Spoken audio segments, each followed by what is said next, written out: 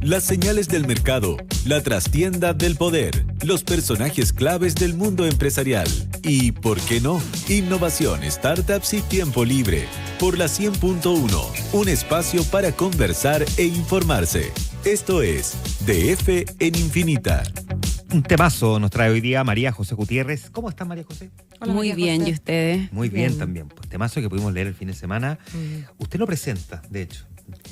Es un temazo que tuvo una repercusión enorme porque toca distintas fibras, toca la parte humana, una historia muy dramática, toca la parte judicial, cuestiona nuestro sistema, la injusticia, ha generado cartas en los diarios, se ha conversado en la familia, entonces ¿me puede sacar? Sí, por supuesto. Sí, pero lo más triste es que todo esto ocurre con más fuerza después de que ha muerto. Entonces la sensación como de más injusticia, bueno, pero presenta. Y es el origen de nuestra historia. Sí. Es Jorge Toconal Babra, él era un sugerente del Banco BBVA antes de caer en toda esta desgracia, tenía 43 años. La historia en simple es que a él lo condenan por abuso sexual y violación de sus hijos. Tenía 2 hijos, él estaba separado, esto en 2005, se había separado en 2003, y de un día para otro lo meten preso y pasan 10 años preso en 6 penales en Chile, sale 2016 y 2018 viene la segunda vuelta, que es que aparece el hijo mayor diciendo que la acusación era falsa, era mentira, que había estado presionado por su mamá, que nunca hubo maltrato, que nunca hubo abuso, y padre e hijo se encuentran al final, pero el padre muere, le da un cáncer de un tumor cerebral y murió el domingo pasado, domingo de la semana pasada, lo velaron el martes.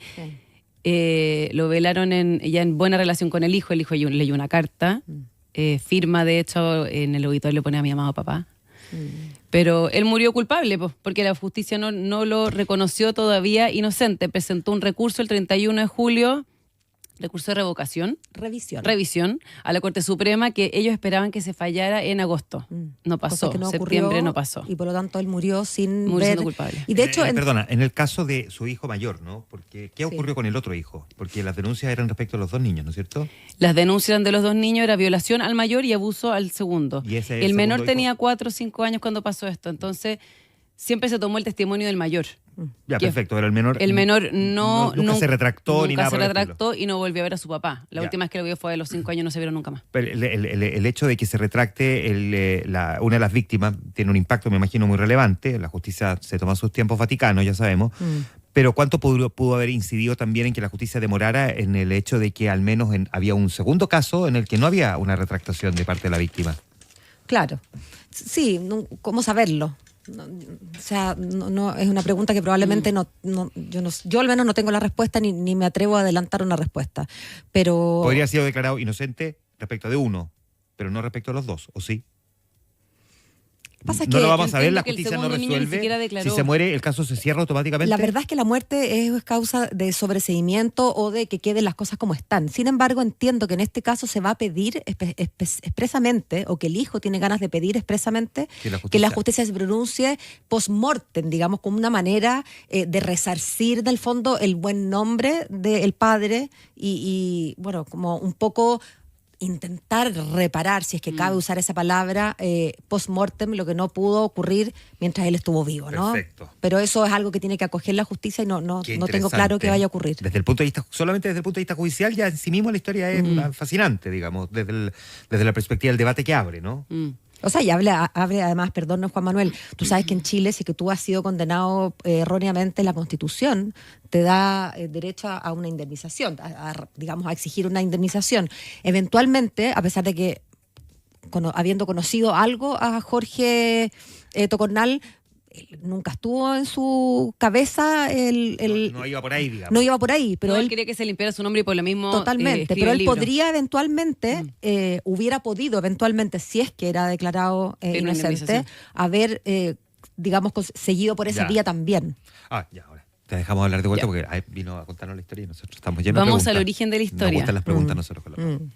Esta era una persona que te llevaba una vida normal, que hacía mucho deporte, y un día saliendo del Club Baltus, donde él jugaba tenis todos los días, y cuando volvió siguió jugando tenis mucho tiempo, y a las 9:15 de la noche se le acercan 3 personas de la PDI. ¿Usted es Jorge Tocornal? Sí. Tenemos una denuncia en su caso de abuso sexual. Y es como, ¿qué? Creyó que era una broma en la oficina. ¿De quién? Su exmujer Carolina Peche. No entiende nada, súbanse a mi auto. Sí, perfecto, porque tiene una orden de allanamiento a su casa. Los lleva al departamento. Le revisan la casa, en teoría no encuentran nada, y se lo llevan de inmediato al cuartel Borgoño de la PDI. Primera noche. Puedo hacer llamadas, haz 3 llamadas. Llama al abogado, que es este abogado que le había ayudado en su separación, porque tuvo también un tema cuando se había separado, que la mujer le estaba poniendo muchas condiciones para ver a los niños. Él ganó, demandó y ganó, incluso la condenaron con costa a la exmujer en ese minuto. En las visitas. Entonces él seguía viendo, fin de semana por medio de sus hijos, totalmente una relación súper normal. Y se lo llevan al cuartel, hace estas 3 llamadas, llama a 2 a su mamá, no entiendo nada de esta acusación en mi contra, llama a 3 al jefe, o sea, el jefe no pudo ir a trabajar mañana, pues estoy detenido por una acusación de abuso sexual. En un principio todos como tranquilos, todo lo vemos rápido, ¿qué estamos hablando? Una locura de alguien no puede Da ser. lo mismo. Día 2 pasa la Penny.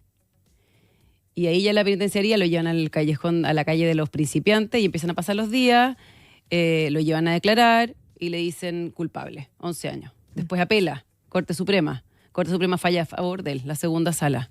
Dice que las pruebas no eran suficientes para condenarlo, pero hay otra vez que va al tribunal oral y dice, este señor es culpable, 13 años por violación a su hijo mayor, 3 años por el abuso del segundo. Paf, condena, pasan 10 años. 10 años en el que estuvo en 6 penales, estuvo en Santiago 1, en Colina, termina en Capitán Llaver, en la cárcel de máxima seguridad. De hecho, en el libro él dice, todos los presos tienen una cárcel favorita, para mí fue la máxima. Siempre pedía la máxima seguridad porque él estaba solo y le gustaba estar solo y como que se sentía más protegido. Pero pasa todo esto y cumple su condena y le ofrecen de repente. Salida abreviada. Claro, solamente tienes que arrepentirte. Claro, más que salir abreviada, porque es como un beneficio. Claro, es un beneficio porque si tú has cumplido, desde que cumpliste la mitad de tu condena en adelante, si es que cumples con otros requisitos como tener una buena conducta penitenciaria, haber demostrado rehabilitación, reconocer el mal causado, y ahí estaba el problema. Él nunca quiso reconocer el mal causado, porque reconocer el mal causado implicaba reconocer que hizo un mal. Y él dijo, yo no voy a salir de la cárcel si es que eso requiere que yo reconozca mi culpabilidad porque yo soy inocente. Y llegan varias veces con el papel y él dice, llévese el papel de vuelta, no quiero. Impresionante. O sea, pudo haber salido 2-3 años antes y no pasó. Exactamente. La cosa es que a los 10 años cumplidos, estamos hablando de 2016, él sale. Sale a los 53 años, había entrado a los 43, sale sin nada, obviamente ya no tenía un peso, no tenía nada. Todo gastado en abogados, probablemente. Y ahí es como su hora de reconstrucción y su reencuentro con el hijo. Entonces, él tiene un libro en el que cuenta... Perdona, es que el tránsito del hijo arrepentido contando esto me parece que es muy importante. Es que no ha pasado Ya. hasta esa parte. Ya. El hijo desapareció, él nunca supo, y de hecho mientras están en el juicio al principio, él dice, quiero saber qué dice mi hijo, tú no te puedes acercar, no puedes saber. Y ahí él de repente escucha el testimonio. Pero a él, lo que él se queja en el libro es que él no se pudo defender, no pudo ver las pruebas, no pudo cómo intervenir, y él tiene una queja muy grande siempre de que fue como un poco conejillo de indias de la nueva reforma procesal penal en Santiago. Claro, que fue el porque 2005. Y porque además, efectivamente, él describe esta cosa un poco como de clase, en el sentido de que la reforma procesal penal venía con una de las promesas era democratizar algo que hasta antes de eso, como que uno no veía a señores de barrio alto presos, digamos. Perdonen que lo diga tan así Él lo dice literal en el libro, brutalmente. Sí. Entonces él dice que algunos fiscales o el Ministerio Público, el sistema, vio en el caso de él varias cosas. Primero, demostrar que este procedimiento nuevo era eficaz, era rudo, que no tenía miedo a las clases sociales, digamos, que no le temblaba la mano con un ejecutivo de banco, digamos, que nacido y criado en Vitacura, por ponerte un arquetipo. Pero claro, eso está muy bien siempre que estén dadas las garantías que merece cualquier persona que está siendo acusada de un crimen o delito, ¿verdad? Él es súper duro en el libro contra el fiscal Hermendáriz, que es el que toma su caso. Sí. Ya. Pero bueno, aún así, el relato que nosotros tenemos... Solo quiero recordar que no era el único caso, porque también está el caso del ex senador Lavandero. Sí, Lavandero, fue la misma época. Y que él sí fue al juicio abreviado y reconoció, y después él todo el rato decía, yo lo reconocí solo por juicio abreviado, pero yo nunca hice nada. Pero bueno, pero era bueno recordarlo que fue también en la misma época, claro. Y en el libro dice, somos los dos casos que fuimos como el símbolo de esta cuestión. Bueno, lo que trata nuestra nota es desde una vez que él sale, después de estos 10 años, que los detalles los pueden ver en el libro, que después se los puedo mostrar y vamos a contar la historia del libro también. Y es que ese día que él sale, solo a las 6 de la tarde, un jueves de mayo, que no se supo la fecha exacta porque fue una salida sin prensa, nadie supo. La prensa se enteró como un mes después, cuando hubo una liberación de más personas, que este gallo ya estaba afuera. Y lo espera afuera, ¿quién? Su mamá, su hermana y una persona que vamos a contar después su rol, que es el abogado Alberto Eguiguren. Alberto Eguiguren lo sube a su auto y se lo lleva a vivir con él 8 meses. Justo Alberto Iguren está viviendo solo en ese minuto, se le dice, vente a vivir conmigo, tenés tu espacio, yo te financio, en el fondo, por lo menos podemos vivir cómodo, no te preocupes. Y le dice, perfecto, muéstrame primero tu iPhone, que es un iPhone. ¿Cómo se usa un iPhone? Llévame a ver el Costanera Center, llévame a recorrer Santiago, llévame a ver los túneles, las costaneras, ya. Llegan a las 7:30 de la tarde al departamento del abogado. Y adentro tenía otras personas que son clave en esta historia, que uno es su psicólogo, Fernando Allende, que a él lo conoció en su separación, pero sagradamente todos los miércoles fue a ver a cualquier cárcel que estuviera, todos los miércoles estuve con él. Fue su sostén, fue su papá. Y habían 2 parejas, los 2 pentas, Carlos Eugenio Lavín y Carlos Alberto Delano con sus mujeres. La Malú Chadwick, que es la de Lavín, y la Verónica Méndez, que es la del Choclo Delano. Ellas lo abrazaron, le entregaron unos regalos, ropa, no sé qué, y le dicen que va a tener trabajo, o sea, y los pentas le dicen, tú vas a tener trabajo desde el lunes, o sea, tómate el tiempo que quieras, no es que queramos que trabajes el lunes, pero tú no te preocupes que el día que tú estés preparado vas a trabajar en Las Américas, que es esta gestora inmobiliaria que tienen ellos con Horacio Peña, así que pégate cuando sea. ¿Dónde viene esta amistad? Esta amistad viene de Capitán Llaver. Capitán Llaver, cuando los pentas pasan sus 46 días presos, caen con él. Ya Toconal era su año 9. Toconal ya tenía su vida más aparte, dicen que todos se le tiran arriba de los pentas al principio, y él como más independiente, pero pasa en Capitán Llaver, que tiene una mesa común donde llegan las visitas, y ahí empezaron como a conversar. Y en estas conversas coincidieron los 3, que los 3 sentían que estaban ahí por una forma injusta, que no les correspondía estar presos. Y se hicieron amigos, pero amigos reales. O sea, con mucha gente que conversamos, a un nivel que fue de llamas diarias al final. O sea, de que lo cuidaron hasta el final, no solamente que le dieron trabajo y compañía, o sea, de verdad amistad. Leyeron hasta una carta en... Él contaba que la Malú Chadwick se transformaba en una especie de hermana mayor, de amiga, de mamá, incluso sí, de mamá, a pesar de que por edad, claro, por edad no le corresponde, pero que le da consejos de cómo vestirse, de cómo invitar a salir a la chiquilla, sí, de cómo opinaba decorar cómo el los departamento. Cuadros, si ve que sacarlo en la casa, o sea, lo acompañó a los doctores cuando estuvo enfermo y leyó una carta también en el funeral que ella dice... La vida lo había vapuleado el que más, y sin embargo siempre estaba contento y optimista. De su boca jamás salió una palabra de reproche, ni en su corazón anidó la amargura. Creo no conocer a nadie donde la vida se haya ensañado tanto como lo hizo con Jorge. Tal cual. Uy, se me paran los pelos, fíjate. Sí, entonces, bueno, esta relación sigue. Él encuentra este trabajo, está trabajando en el área como de buscar nuevos desarrollos inmobiliarios para la empresa. Dicen que en el equipo era, o sea, uno más de un equipo comercial. Qué importante debe haber sido para él esta posibilidad de reinsertarse en el sentido literal, ¿no? Porque siempre usamos la palabra reinserción para referirnos a los presos que salen. Reinsertarse tan rápido y sobre todo la cosa laboral, ¿no? Que yo creo que es importante para todos, pero para un hombre en particular de esa generación. Y por lo mismo se pudo independizar después. A los 8 meses él dice ya, como que llegó la hora que yo ya pueda vivir solo. Y ahí que pasa, la misma señora de Carlos Eugenio Lavín le pasa un departamento justo atrás de la iglesia del Golf, cerca de las oficinas de Penta, y le dice quédate acá, se lo pasamos amoblado y quédate aquí. Y esta va a ser tu casa. Y ese es el departamento que él tiene hasta que muere. ¿En ese departamento En ese departamento él se muere. Perfecto. Y en el fondo pasó 6 años ahí, ponte tú. Bueno, entonces... Dentro de las personas clave que les dije están ellos y está Alberto Iguren. Sí, que dijiste que era un personaje que había sido muy relevante, que lo estaba esperando fuera de la cárcel. Sí, pero ellos no se conocían hasta antes de entrar a la cárcel. Pasa que el año 7, la mamá de Jorge va a la Fundación Patenita. Fundación Patenita esta que se hace cargo de los hijos de las mujeres presas, a pedir ayuda. Y le dicen, bueno, no está mucho en el giro lo de su hijo, pero podemos hacer algo. Y la gerenta general se llama Consuelo Correa y dice, mi hijo es abogado, no es penalista, pero es director de esto, le voy a pedir que le vaya a ver cómo hacer una visita humanitaria. Y él es Alberto. Va a la cárcel que en ese minuto era la de máxima seguridad. Primera vez que según él estaba en la cárcel. Y lo ve, te cae caminando con un buzo ancho, una zapatilla, se le acerca así medio desconfiado y le dice, te voy a decir 2 cosas antes que empecemos a hablar. 1, yo no tengo plata, o sea, no te puedo pagar. Él había partido con Lucho Hermosilla, pero ya le había ido pésimo, ya no tenía más plata, no tenía abogado. Y 2, si yo te cuento toda mi historia y mi vida, espero que vuelvas. Porque ya han sido demasiados los abogados que me han escuchado todos, se van, o que vuelven después como con un programa con unos honorarios. Y conversan 2 horas, y en esas 2 horas este abogado se da cuenta que él es inocente.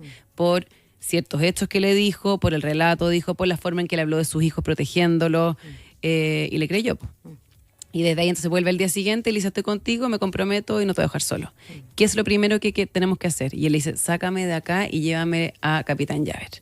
Entonces, pero no era llegar y sacar un preso por abuso sexual y llevarlo a Capitán Llaver, eso estaba prohibido. Entonces va donde el jefe de gendarmería, que es Primero es Luis Maferrer. Y le dice, tendríamos que cambiar el reglamento. Hay que pedirle a la ministra de Justicia. ¿Quién es? Patricia Pérez, Piñera 1. Va donde la ministra. Y la ministra le dice, perfecto, pero yo no voy a firmar esto, que lo vea el presidente. Va donde Piñera y Piñera le dice en 5 minutos, yo sé que este gallo es inocente, me he leído toda la historia, firmo, y lo trasladan. Y ahí ya cuando él llega a Capitán Llaver... El olfato de Piñera era algo así impresionante. Y cuando llega ya a Capitán Llaver, para él le cambió la vida, pues era un lujo. De partida no eran celda, eran piezas. Y se traslada con sus pesas, que las tiene desde el año 5, que decían, imagínate un preso que lo deja meter pesas. Que que son un objeto contundente, podéis matar a alguien con un pesazo se lo en la autorizaron cabeza. desde el año 5 y llegó con sus pesas. Él entrenaba todas las tardes de 7 a 9, que en eso también lo hacía con los Carlos, y eso era como su coach deportivo. Todas las mañanas los gendarmes, también como desde el año 5 le llevan el mercurio, él para estar informado, y en las tardes trabajaba en su defensa. Fíjate que yo creo que me pasa, te escucho la historia, como resumen que nos hace la María José, que logra concentrar en pocos minutos una historia tan larga, y creo que una de mis reflexiones es que en un mundo en que está todo el mundo tan preocupado de sí mismo y de su entorno más próximo, que los dos Carlos, que la Malú, la Verónica, que Guiguren, que Allende, estas 6 personas que de manera totalmente gratuita, porque no es la Y nuevas, no son los amigos de la vida, no es el hermano. No es la mamá, no es la hermana, que obviamente estuvieron siempre ahí, pero que estas 6 personas hayan salido de su camino por las razones que fuera y le hayan regalado, digamos, tanto tiempo, tanta dedicación, a mí me parece digno de encomio, así que yo creo que se merecen una estrellita cada uno. Sí, total. Bueno, y la cosa es que la amistad con Eguiguren es tanto que él sale de la cárcel, viene la Navidad. ¿Con quién va a pasar la Pascua? Jorge Tocornal. Y desde esa Navidad la empieza a pasar con Eguiguren y su familia. Año Nuevo con Eguiguren y su familia. Veraneos en Lago Ranco todos los años, entre 1 y 2 semanas, con Eguiguren y su familia. O sea, ya todos lo conocían. ¿Y qué más tenía? Tenía una tradición que iban todos los martes a comer al restaurante Cocoa. El Cocoa es de este tren. Sí, bueno, él no fue el primero fue el no, Estadio pero creo. el primero era en el centro, fue pero el típico fue el tren, que estaba en el shopping de la ESA. Que cómo se han conocido. Cuando Jorge Toconal era una persona normal, era ejecutivo y trabajaba al frente del tren. Entonces él todos los días iba a almorzar allá, pedía un salpicón, que era como regalón de la casa, entonces le hacían un salpicón especial, esto era un restaurante peruano. Y como era su ejecutivo, les permitió financiarse a esta pareja de peruanos su casa, les permitió financiar el negocio. Eso no sabía. Entonces fueron súper amigos. Yo hablé de hecho con la dueña. Entonces lo veían todos los días, de repente lo dejaron de ver estos 10 años. Ellos siempre confiaron en que era inocente. Y él sale y lo vuelven a ver todos los martes. Entonces dicen, llega Jorge de vuelta con su sonrisa enorme, pese a lo que había pasado. Siguió siempre tan pretencioso como con su cuerpo, con el deporte, con todo, pero simpático, y fue hasta los últimos meses, hasta un mes más o menos antes de morir, siguió yendo todos los martes. Iba siempre con Eguiguren y a veces se sumaban o los Penta o otros amigos que tenía de otros lados, o del tenis, y le encantaba. Pedía su pisco sour y después se pedía unas corvinas que iban ahí. Fumaba mucho. Fumaba mucho y fumó hasta el último día, parece. ¿Ya? Y la cosa es que cuando en esta vida relativamente normal, 2018, cuenta Eguiguren que él está en un matrimonio el 23 de diciembre. ¿Ya? Y de repente 7 llamadas perdidas de Luis Hermosilla. Qué raro. Algo que pasa, hay alguien que está llamando a la oficina de mi hermano diciendo que es el hijo de Jorge Tocornal y que se quiere retractar. O sea, nadie entendía nada. 23 de diciembre, él sale, llama a Jorge, le dice, pasa esto, pero ojo, tú no puedes hablar con él. Tenemos que asegurarnos, punto uno, que sea él. Punto dos, puede ser una trampa, te pueden querer pedir plata, te pueden estafar, pueden estar grabándote. Primero vamos a asegurarnos que sea él y seguimos hablando. Ya, en 15 minutos chequean que efectivamente es él. Este gallo se vuelve al matrimonio que está en la playa, lo pasa a buscar a la casa, llaman al psicólogo, que era el papá, pues al final. Allende. Y Allende le dice, estoy en San Felipe, nos vamos para tu casa. Salen 10:30 de la noche, 23 de diciembre, tienen que resolverlo antes de la Navidad. Pues. Llegan allá a las 12 de la noche, están hasta las 5 de la mañana hablando de esto. ¿Qué va a pasar con este encuentro del hijo? ¿Cómo lo hacemos? ¿Cómo lo manejamos? Y lo que se acuerda ahí es de que antes de que el papá y el hijo se vean las caras, recordemos que él lo dejó de 10 años y ahora ya tiene 23 años. Él se lo imagina de una forma y en el libro dice, no era tanto como me lo imaginaba. Tiene que haber una declaración de él ante notario en que cuente su historia. Y 2 abogados de testigos. Entonces llega, lo citan a la oficina de Lucho Hermosilla, porque era como el abogado que había estado en la causa. Llega él, acompaña a una profesora. El hijo llega acompañado de una profesora, sí. ¿ya? Jorge Andrés se llama. ¿Ya? Que ya se había cambiado el apellido. Jorge Andrés Letelier Peche. Él y el hermano se habían cambiado el apellido al nombre del padrastro, que era Letelier, que ya tampoco está casado hoy día con la mamá de Y durante 1 hora y media le empiezan a preguntar quién eres, por qué estás acá, qué quieres decir, bla, bla, bla. Y ahí él reconoce la historia completa y que el papá lo quiso y que lo hizo estaba manipulado y que nunca fue verdad, que nunca lo maltrataron, que nunca lo violaron, que nunca lo abusaron y que está tan arrepentido y ya. Y esa grabación se la pasan a él y la escuchan en la Corran con los dos encerrados en una pieza. Y ahí lo que cuenta el abogado es que dice, o sea, imagínate la catarsis que fue esto. O sea, escuchaste la historia que quisiste oír siempre. Tú dices, imagínate, pero es una figura retórica, porque uno no, realmente yo creo que no nos podemos imaginar. Ya, escucha esto él y... Y tenemos que conocerlo al hijo, po. Entonces, ¿dónde tú vas a conocer al hijo? Entonces encontraron que el espacio más reservado era papá, hijo, psicólogo, a la oficina del psicólogo, medio por el psicólogo. Y ahí se encuentran los tres por primera vez. Y Jorge papá lo ve y le dice, perfecto, yo estoy dispuesto a reconstruir una relación, pero te pongo 2 condiciones. 1, yo no tengo plata, pero no en el sentido no por egoísta. En el fondo dijo, yo no quiero es que esto sea un acercamiento por plata. Porque el hijo le cuenta a esas alturas que lo echaron de la casa, que está viviendo arrendando una pieza, que está sin salud, o sea, sin ISAPRE, que está sin estudios, tuvo que congelar la universidad porque no tiene para pagar. Y 2, yo creo que tú reconozcas públicamente esto, o sea, la instancia que llegue a ser. Ok, y ahí se rearma esta relación. Entonces, primero, como para ayudarlo en la inmediatez, ellos van a donde Gonzalo Martino, el empresario, el típico socio de Jesús Díez de los Turbú, presidente de Empresas Contemporá, que es vicepresidente de la Finisterra. Y le dicen, ayúdanos a meter a este cabro a estudiar, él quiere estudiar comercial. Los estudios, y lo meten vía gratuidad.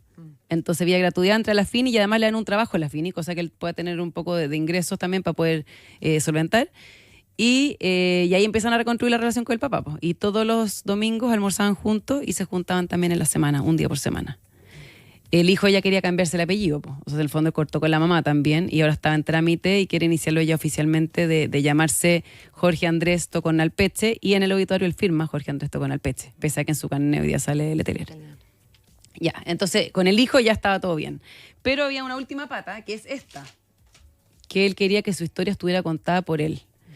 Entonces, esta es cuando tú te refieres a esta, para que no Tocornal, están escuchando, es el libro. La hora de la verdad. Claro, la hora de Tocornal. Fue lanzado justo el año pasado, hace 13 meses.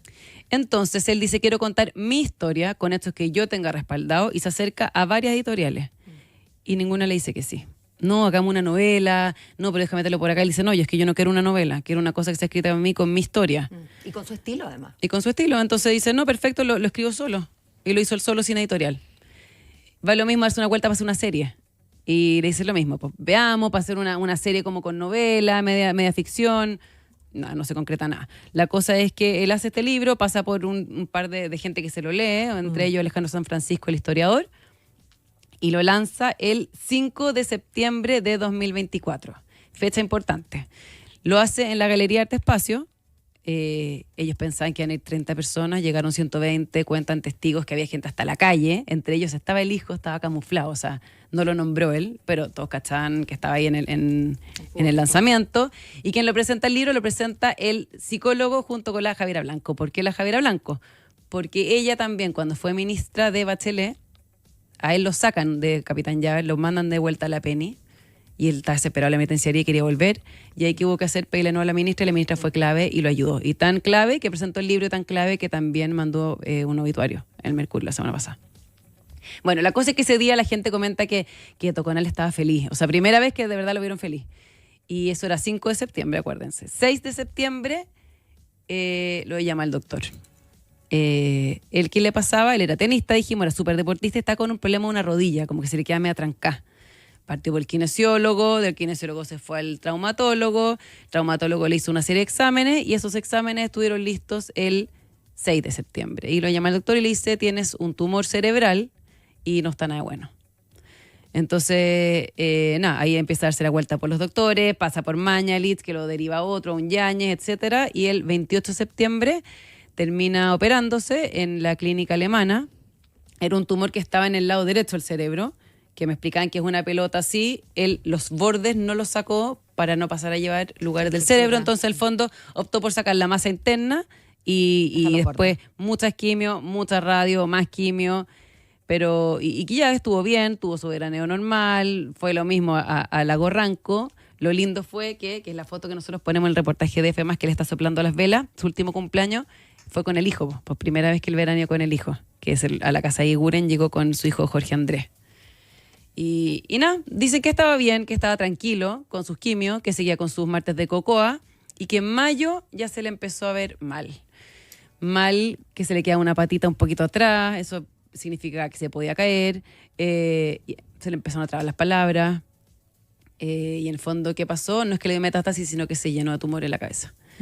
Y entonces él vivía solo, recordemos, llegó una enfermera, lo empecé a cuidar el último tiempo y todas estas personas claves que no hemos nombrado estuvieron ahí, o sea, llevándolo al doctor, cuidándolo todos los días, le dieron la unción de los enfermos, le pusieron el manto de la Virgen, el hijo tuvo la despedida hasta el último minuto con él, su polola, tuvo una polola, sí. Carolina Vizquer, que la nombran todos un montón. Estamos sobre la hora. Del otro hijo nunca más se supo.